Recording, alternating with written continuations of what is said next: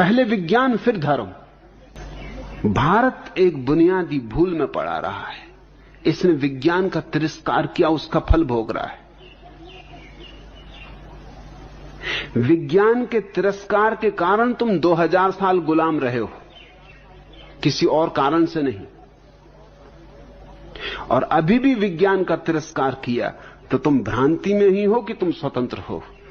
तुम्हारी स्वतंत्रता 2 मिनट में मिटाई जा सकती है। क्या करोगे तुम अणु बम के मुकाबले? क्या करोगे तुम हाइड्रोजन बम के मुकाबले? तुम्हारी स्वतंत्रता दूसरों की कृपा पर निर्भर है, ख्याल रखना। तुम्हारी स्वतंत्रता 2 क्षण में मिटाई जा सकती है। और हमें शर्म भी नहीं आती ये कहते हुए कि फिरंगियों ने हमें गुलाम किया। तो तुम गुलाम हुए क्यों? इतना बड़ा देश, 40 करोड़ का देश, कुल 3 करोड़ संख्या वाले देश का गुलाम हो गया। चुल्लू भर पानी में डूब मरो, इसके पहले कि इस तरह के प्रश्न पूछो। शर्म भी नहीं आती। 40 आदमियों को 3 आदमी गुलाम बना ले और फिर भी गाली दें कि इन दुष्टों ने हमें गुलाम बना लिया। तो तुम करते क्या रहे? तुम भाड़ झोंकते रहे?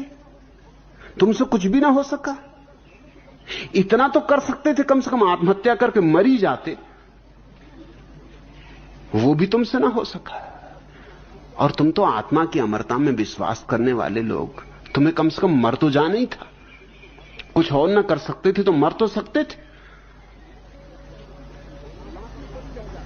तो लाशें पड़ी रह जाती। फिर जिनको लाशों पर मालकियत करनी होती वो कर लेते, वो खुद ही भाग गए होते। लाशों की सड़ान ऐसी उठती, 40 करोड़ लाशें, जरा सोचो तो, पूरा मुल्क कब्रिस्तान हो जाता। अंग्रेज तो भाग ही गए होते। लेकिन तुम गुलाम इतने जल्दी हो गए। तुम अंग्रेजों के कारण गुलाम नहीं हुए। ये तुम्हारे तथाकथित ऋषिमुनियों की कृपा है कि उन्होंने तुम्हें उल्टी बातें सिखाई। उन्होंने जीवन की बुनियाद तो तुम्हें दी नहीं और जीवन के शिखर की बकवास शुरू कर दी। काखागा सिखाया नहीं।